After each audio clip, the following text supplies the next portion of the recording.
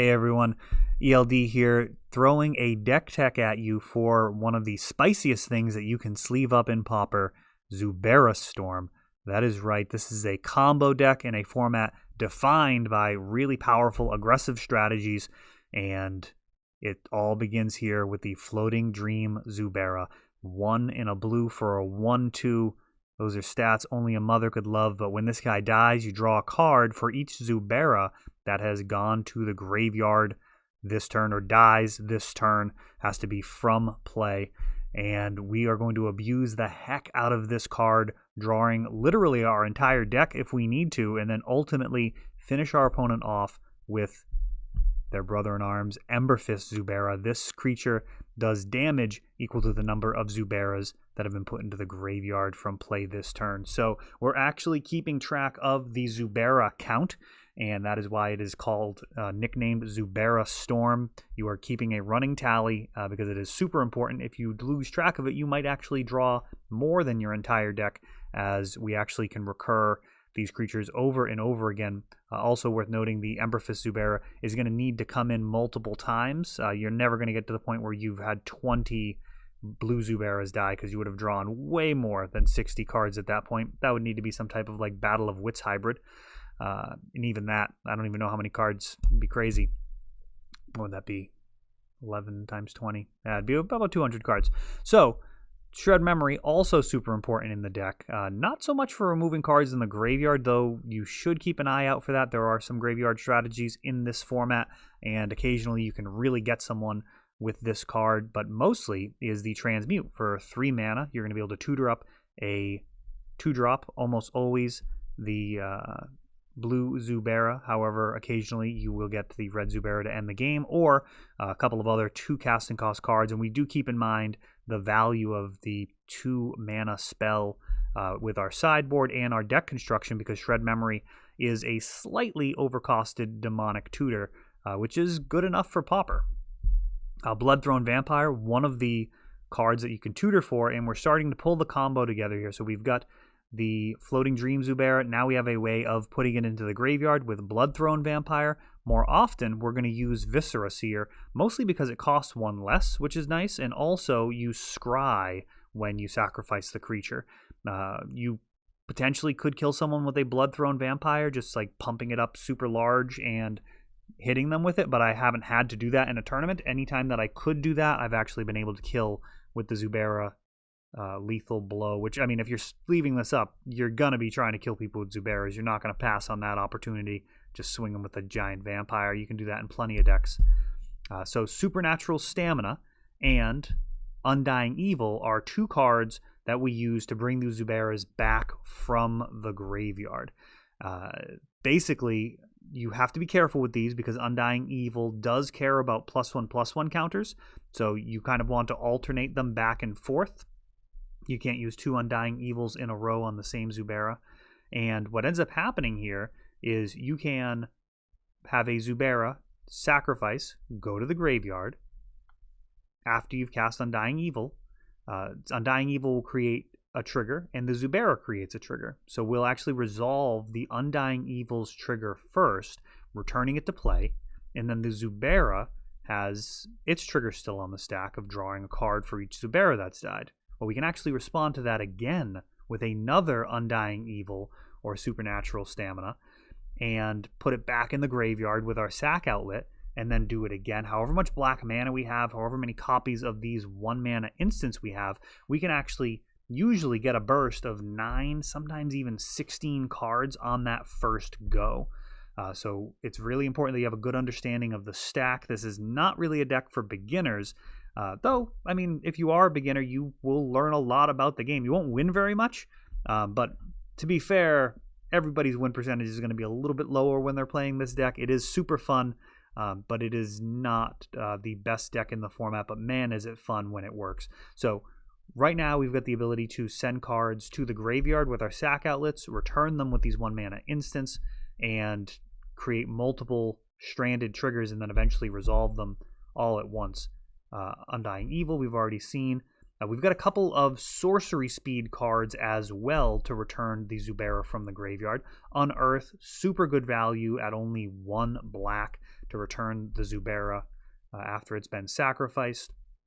The instance speed ones are definitely better, and we would play more than 8 if we could, but there's only 2 instances of that card being printed so far. When we get more, maybe this deck gets even better. But Unearth will return from the graveyard to the battlefield at sorcery speed, and it is notable that it can also get countered combo pieces, so that element is actually pretty nice as well. If somebody knows what you're doing and they're going to counterspell your Floating-Dream Zubera, you can get it back and potentially get the ball rolling that way.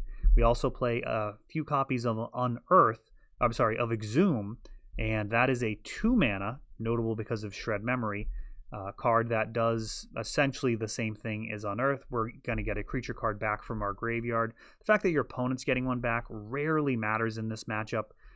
This deck versus virtually anything, as you're pretty much doing all of this in one spectacular turn. If your opponent gets back a 20/20, it generally wouldn't matter, as you're pretty much going to end the game right there on the spot, or at least after many, many interactions with your graveyard and some triggers. So once these cards start going in and out of the graveyard and you're drawing cards with Floating-Dream Zubera, you have to keep the ball rolling, and that's where the fast mana comes in. And there really is a very short list of cards better than Dark Ritual for that. This was printed in Alpha originally, and it has been the gold standard for fast mana ever since. Dark Ritual, absolutely phenomenal. Once you get the ball rolling, Dark Rituals allow for more Dark Rituals. We also have Cabal Ritual in a slightly lower count, and very often this is actually better than Dark Ritual, as it adds an additional mana. Dark Ritual nets you 2 black, gives you 3, but you do have to pay the 1, so you net 2, whereas Cabal Ritual actually nets you 3. The big difference there being Cabal Ritual, you have to have 2 mana to begin with, and since we're looking to combo off on turn 3, maybe turn 4, you really want to have those early mana accelerants to just throw a ton of mana out there and keep the ball rolling, and then as you draw more, you want to be able to replay it. Culling the Weak, phenomenal as well. Notable that you're also sacrificing a creature as part of this casting cost. So Culling the Weak's going to get you 4 black, so netting 3, just like Cabal Ritual. However, you also get an additional sack out of this. So sometimes when you don't have a Viscera Seer or a Bloodthrone Vampire, you can actually use a couple of Culling the Weaks to get the ball rolling, and then hopefully draw into one of those black sack outlets. And since you've got all of the black mana, you can cast it and potentially keep the ball rolling.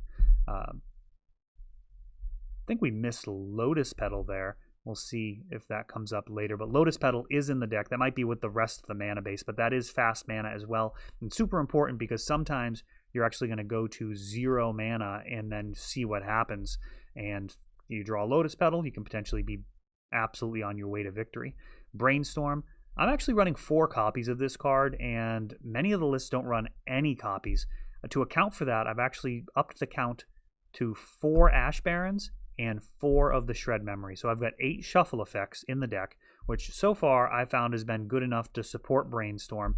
There are some really questionable cards in this deck, so the ability to brainstorm cards that are not going to be helpful at the moment back into the deck is very, very powerful. You can get kind of a glut of fast mana or reanimation effects or a sack outlets, you name it. Brainstorm, not only does it draw more cards, but it also gets rid of what you have too much of, really optimizing the hand. Nowhere near as good as it is in formats like Vintage and Legacy, but here I'm still a fan of the card. It's also one of my favorite cards in the game, so I generally look for ways to play it, though some lists do run Preordain instead. There's the Lotus Petal I mentioned before. That should be in with the fast mana, and that's very, very good at getting the ball rolling once you've completely used all your mana in a burst of card advantage. And the mana base in this deck is some swamps, a single island, which you can grab with those 4 Ash Barrens, Dismal Backwaters, which is very often your turn 1 play. The deck can't win on turn 1. Realistically, really tough to win on turn 2. It is theoretically possible, You'd need a near perfect hand in order to do that and draw well off the top of the library, but Dismal Backwater, very low cost to playing that in the deck, and the extra life is fine. I've had several turns versus aggressive decks where it's like turn 1 Dismal Backwater, turn 2 play another one and maybe a Viscera Seer, and be totally fine that we've gained a couple of life, and that if that gives you a full extra turn, I mean, that is all this deck needs to close the door, is just, you know, some turns and some mana, and this deck can do amazing thing. Ash Barrens, as I previously mentioned, also slightly less impressive, but do note that when you are comboing off, it is not a deterministic kill. You are just drawing cards with the Zubera. It's not tutoring. So maybe you're going to draw 3 instances of 3 cards because you've been able to kill the Zubera 3 times before letting any of those triggers resolve.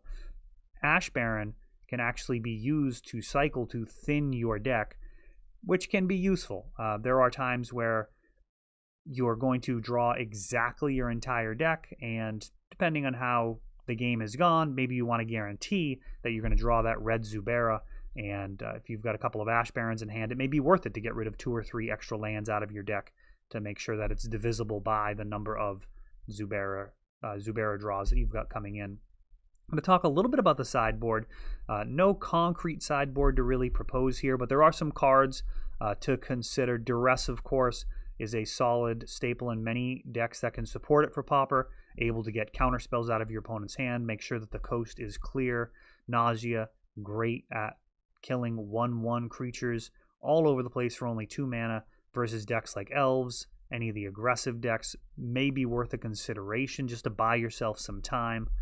And Gutshot is similar in that you're able to play it, this one for free, which is nice. And Echoing Truth is another card that we can sleeve up. Nice that it can be tutored for, which is an interesting ability of that Shred Memory, the ability to go get any 2 casting cost card, which does increase the stock of those 2 casting cost cards when we're putting them into our sideboard. So Echoing Truth, excellent answer to so many problem permanents. Though this deck is mostly about speed, it doesn't hurt to have a couple of answers in your sideboard. Pieces of the Puzzle, a card that sees play in a few combo decks in Pauper, and this one can do some heavy lifting and grind your matchups, grabbing a couple of instants or sorceries, and fueling your graveyard for Threshold, potentially getting a Zubera into the graveyard that you can reanimate with an Exhume or a Unearth. All possibilities for that card. And then, of course, what sideboard for a Zubera deck would be complete without more Zuberas? The deck can have some problems, and Dripping Tongue Zubera can help out with any type of prevention of damage. So Circle of Protection Red, for example, could be a little bit of an issue with the Red Zubera kill. The Burning Tongue Zubera, Burning Tree Zubera? I already forgot its name. The Red Zubera, as I usually think of it, does direct damage and could potentially be brushed aside with the Circle of Protection Red or anything that deals with red sources of damage.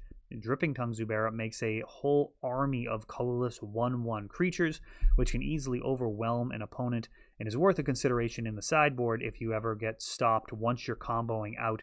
If you're not 100% to win once the deck does what it's supposed to do, then you definitely want to make an adjustment. You don't want to be getting stopped at the 1-yard line. And probably the spiciest card in the sideboard would be Ashen-Skin Zubera. This is a card that you can actually run out there and kind of slow roll your opponent, getting a few Zuberas on board, and then eventually sticking a sack outlet, sacrificing all of the Ashen-Skin Zuberas at once, maybe even a Floating-Dream Zubera at the same time, and just completely mind-twisting your opponent while also getting you Zubera Storm going, meaning that you're just really going to hit the ground running with all of those card draws. Every additional Floating-Dream Zubera just makes your chances of victory more and more likely. Well, I hope you enjoyed taking a look at this deck. I'm going to link in the videos here a couple of awesome matches that we had on camera with it. And if you want to sleeve this thing up and have some fun with it, I'd love to hear about it in the comments. Thanks for watching.